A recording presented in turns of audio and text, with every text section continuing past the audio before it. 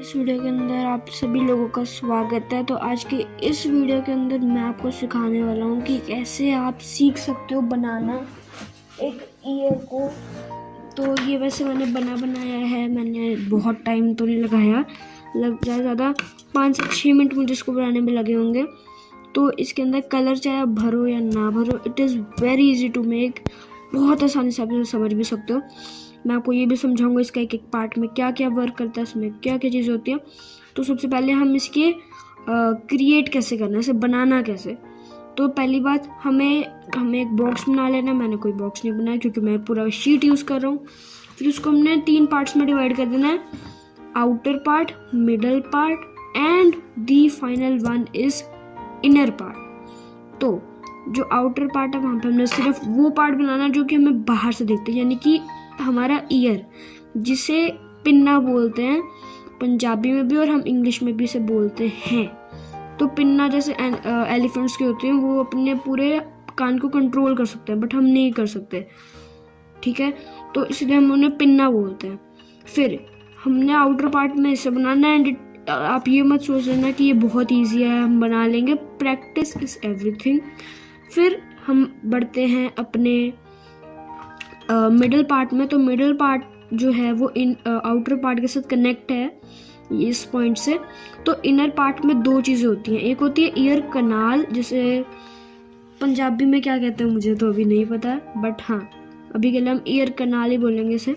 तो ईयर कनाल बहुत इंपॉर्टेंट है, ये इसकी वजह से हमारी साउंड यहाँ से पिन्ना के अंदर से अंदर जाती है और यहाँ पे ट्रैवल करती है। फिर आता है एक बहुत इंपॉर्टेंट पार्ट जिसे जैसे बोलते हैं ना कान के पर्दे। तो ये कान का पर्दा होता है, तो इसे हम बोलते हैं ईयर ड्रम। तो ईयर ड्रम, तो मैं आ गया हूँ पानी पी के, मेरे गले में थोड़ा सा दर्द हो रहा था। तो हम थे एयर ड्रम पे। तो ear drum is one of the most important part in our ear, जिसके अंदर से जो हमारी साउंड है वो एयर कैनल से एयर ड्रम तक जाती है। एयर ड्रम इसे जाता है हमारे इंटर मोस्ट पार्ट के अंदर, जिसके अंदर बहुत सारी इंपॉर्टेंट चीज़ें हैं। तो इन दोनों पार्ट्स को बनाना इजी है, बहुत इजी है, मैं लिटरली बोल रहा हूँ। हार्डेस्ट पार्ट है ये है सबसे हार्डेस्ट, इसमें बहुत आपको टाइम लगेगा, मैंने तो सीख लिया जल्दी। तो सबसे पहले हम बात कर लेते हैं एयर ड्रम से, ये जाती है इधर। तो यहाँ एक और चीज़, तो जो हमारा मिडल पार्ट है तो वहाँ पे एक और चीज़ होती है, वहाँ पे 3 बोन्स होती हैं जिनका नाम होता है, इनकी का नाम है मलेशियस, नंबर 2 का नाम है इनकस, नंबर 3 का नाम है स्टेप्स। तो ये तीनों जो हड्डियाँ होती हैं, 3 बोन्स, वो एक दूसरे से इंटरलॉक्ड होती हैं विद ईच अदर, एक दूसरे से ऐसे जुड़ी हुई होती है, ऐसे अकड़ी हुई, मान लो आप ऐसे अकड़ी हुई उंगलियों जैसी हड्डियाँ। तो वो तीनों एक दूसरे से अकड़ी रहती हैं, ठीक है।